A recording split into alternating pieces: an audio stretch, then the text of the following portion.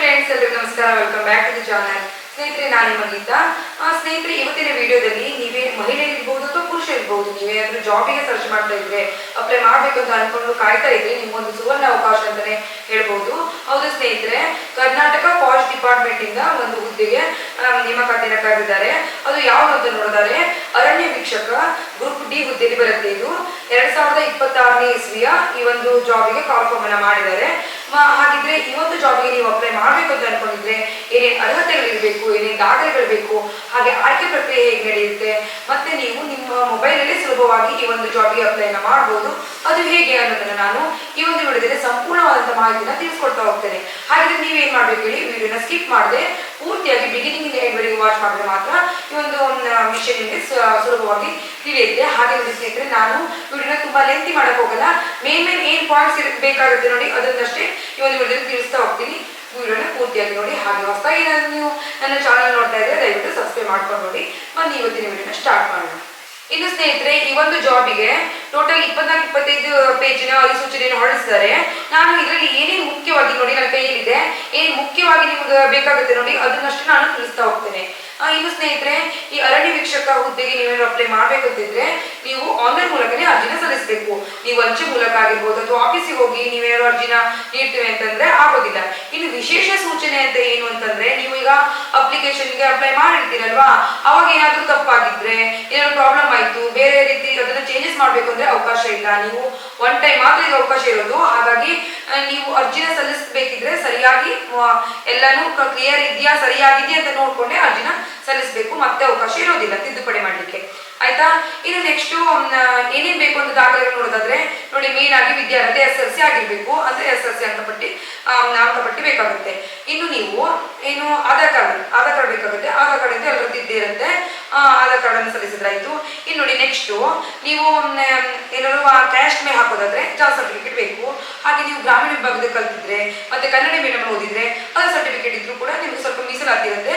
ಬೇಕಿದ್ರೆ ಅದ್ರ ಸರ್ಟಿಫಿಕೇಟ್ ಇದ್ರೆ ನೀವು ಸಲ್ಲಿಸಬಹುದು.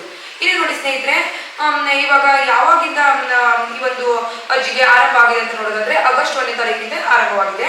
ಇನ್ನು ಈ ಒಂದು ತಿಂಗಳ ಕಾಲ ಅವಕಾಶ ಇದೆ. ಅಂದ್ರೆ ಆಗಸ್ಟ್ 31ರವರೆಗೂ ಕೂಡ ನಿಮ್ಗೆ ಅವಕಾಶ ಇದೆ. ನೀವೇನಾದ್ರೂ ಅರ್ಜಿ ಸಲ್ಲಿಸಬೇಕು ಅಂತ ಇದ್ರೆ 31ರೊಳಗಡೆ ನೀವು ಈ ಒಂದು ಜಾಬಿಗೆ ಅಪ್ಲೈ ಮಾಡಬಹುದು.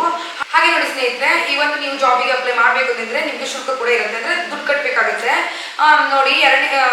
ಈಗ ನಾ ಹೇಳಿದ್ನಲ್ವಾ, 31ನೇ ತಾರೀಕು ಲಾಸ್ಟ್ ಡೇಟ್. ಆಗಸ್ಟ್ 31ರವರೆಗೆ ಒಳಗಡೆ ನೀವು ಈ ಒಂದು ಅರ್ಜಿಗೆ ಅಪ್ಲೈ ಮಾಡಬೇಕು. ಹಾಗೆ ಮತ್ತೆ ನೀವು ಶುಲ್ಕವನ್ನ 2 ದಿನ ನಂತರ ಕೂಡ ಪಾವತಿಗೆ ಅವಕಾಶ ನೀಡಿದ್ದಾರೆ. ಅಂದ್ರೆ ಸೆಪ್ಟೆಂಬರ್ 2ನೇ ತಾರೀಕು ಶುಲ್ಕವನ್ನ ನೀವು ಪಾವತಿಗೆ 2 ದಿನಗಳ ಕಾಲ ಅವಕಾಶ ನೀಡಿದ್ದಾರೆ. ಆದ್ರೆ ನೀವು 31ರೊಳಗಡೆ ನಿಮ್ಮ ಅಪ್ಲಿಕೇಶನ್ ಹಾಕ್ಲೇಬೇಕು, ಇಲ್ಲ ಅಂದ್ರೆ ನೆಕ್ಸ್ಟ್ ಆಗೋದಿಲ್ಲ. ಇನ್ನು ಯಾರ್ಯಾರಿಗೆ ಏನು ಎಷ್ಟೆಷ್ಟು ಶುಲ್ಕ ಅಂತ ನೋಡೋದಾದ್ರೆ ಬನ್ನಿ ಹೇಳ್ತಾ ಹೋಗ್ತೇನೆ ನಾನು. ಇನ್ನು ಸಾಮಾನ್ಯ ವರ್ಗದವರಾಗಿದ್ರೆ ಮತ್ತೆ 2A 2B 3A 3B ವರ್ಗದವರಾಗಿದ್ರೆ ನಿಮ್ಗೆ 200 ರೂಪಾಯಿ, ಪುರುಷರಿಗೆ 200 ರೂಪಾಯಿ ಇರುತ್ತೆ. ಮಹಿಳೆಯರಿಗೆ ಹಾಗೂ ಅಥವಾ ತೃತೀಯ ಲಿಂಗ ಅಭ್ಯರ್ಥಿಗಳಿಗೆ ಮಾತ್ರ 100 ರೂಪಾಯಿ ಚಾರ್ಜ್ ಇರುತ್ತೆ. ಇನ್ನು ಪರಿಶಿಷ್ಟ ಜಾತಿ ಪರಿಶಿಷ್ಟ ಪಂಗಡ ಕ್ಯಾಟಗರಿ 1 ಅವರಿಗೆ ಪುರುಷರಿಗೆ 100 ರೂಪಾಯಿ ಇರುತ್ತೆ. ಮತ್ತು ಮಹಿಳೆಯರಿಗೆ ಅಥವಾ ತೃತೀಯ ಲಿಂಗಿ ಅಭ್ಯರ್ಥಿ ಆಗಿದ್ರೆ ಅವರಿಗೆ 50 ರೂಪಾಯಿ ಚಾರ್ಜಸ್ ಇರುತ್ತೆ. ಜಾಸ್ತಿ ಏನಿಲ್ಲ. ನೀವು ಏನಾದ್ರು ಈ ಒಂದು ಜಾಬಿಗೆ ಅಪ್ಲೈ ಮಾಡ್ಬೇಕು ಅಂದ್ರೆ 100 ರೂಪಾಯಿ 50 ರೂಪಾಯಿ ಹೀಗಿರುತ್ತಲ್ವಾ, ನೀವು ಅಪ್ಲೈ ಮಾಡ್ಬೋದು. ಹಾಗೆ ಸ್ನೇಹಿತರೆ ನೋಡಿ, ಇದು ಇಂಪಾರ್ಟೆಂಟು. ಈ ಒಂದು ಶುಲ್ಕವನ್ನು ಪಾವತಿಸಲಿಕ್ಕೆ ನಿಮಗೆ ಹಲವಾರು ವಿಧಾನಗಳಿವೆ.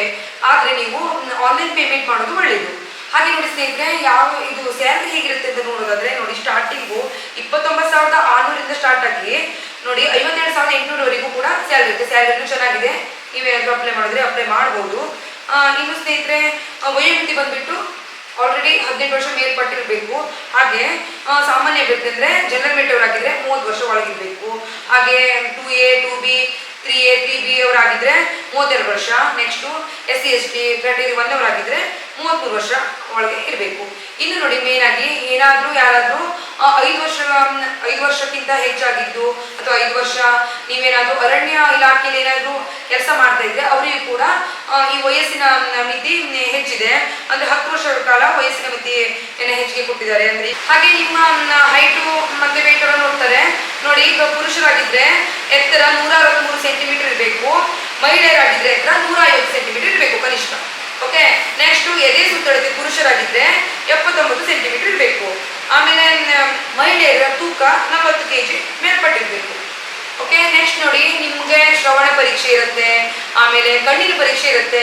ಇದರಲ್ಲೆಲ್ಲ ಪಾಸ್ ಆಗ್ತೀರಾ ಬಿಡಿ, ಯಾಕೆಂದ್ರೆ ನಾರ್ಮಲ್ ಆಗಿ ಎಲ್ಲ ಎಕ್ಸಾಮ್ ಪರೀಕ್ಷೆಯನ್ನ ನಡೆಸ್ತಾರೆ ಅವರು. ಅಂದ್ರೆ ಆರೋಗ್ಯವಾಗಿರ್ಬೇಕು ನೀವು ಅಷ್ಟೇ.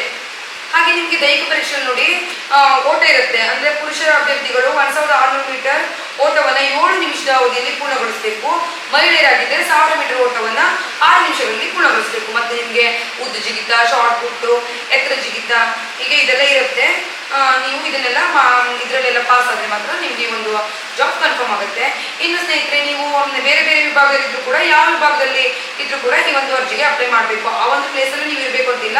ಯಾವ್ದು ಆಲ್ ಕರ್ನಾಟಕದಲ್ಲಿ ನೀವು ಎಲ್ಲೇ ಇದ್ರು ಕೂಡ ಯಾವ ವಿಭಾಗಕ್ಕೆ ಇಚ್ಛಿಸ್ತೀರಾ ಅಲ್ಲಿ ನೀವು ಅರ್ಜಿಗೆ ಅಪ್ಲೈ ಮಾಡ್ಬೋದು. ಹಾಗೆ ನೋಡಿ ಸ್ನೇಹಿತರೆ, ಈ ಒಂದು ಜಾಬಿಗೆ ನೀವು ನಿಮ್ಮ ಮೊಬೈಲಲ್ಲೇ ನೀವೇ ಖುದ್ದಾಗಿ ಜಾಬಿಗೆ ಅಪ್ಲೈ ಮಾಡ್ಬೋದು. ಅದು ಹೇಗೆ ಅನ್ನೋದನ್ನ ನಾನು ಮುಂದಿನ ವಿಡಿಯೋದಲ್ಲಿ ತಿಳಿಸ್ಕೊಡ್ತಾ ಹೋಗ್ತೇನೆ. ನೀವು ಮುಂದಿನ ವಿಡಿಯೋ ಮಿಸ್ ಮಾಡದೆ ನೋಡಬೇಕು. ಹಾಗೆ ಈ ಒಂದು ವಿಡಿಯೋ ನಿಮಗೆ ಸ್ವಲ್ಪನಾದ್ರೂ ಯೂಸ್ಫುಲ್ ಆಗಿದ್ರೆ ಪುಟ್ಟದೊಂದು ಲೈಕ್ ಕೊಟ್ಟು ನಮಗೆ ಲೈಕ್ ಕೊಡೋದನ್ನು ಮಾತ್ರ ಮರಿಬೇಡಿ. ಹಾಗೆ ಯಾರಿಗೆ ಅವಶ್ಯಕತೆ ಇದ್ರೆ ನಿಮ್ಮ ಫ್ರೆಂಡ್ಸ್ ಫ್ಯಾಮಿಲಿ ಕೂಡ ಈ ಒಂದು ವಿಡಿಯೋನ ಶೇರ್ ಮಾಡೋದನ್ನು ಮಾತ್ರ ಮರಿಬೇಡಿ. ನಿಮ್ಮ ಒಂದು ಲೈಕ್, ಸಬ್ಸ್ಕ್ರೈಬ್ ನಮಗೆ ಇನ್ನೂ ಹೆಚ್ಚೆಚ್ಚು ವಿಡಿಯೋ ಮಾಡೋಕ್ಕೆ ಪ್ರೋತ್ಸಾಹ ಸಿಗುತ್ತೆ. ಮತ್ತೊಂದು ವಿಡಿಯೋದಲ್ಲಿ ಸಿಗ್ತೀನಿ. ಎಲ್ಲರಿಗೂ ಧನ್ಯವಾದ.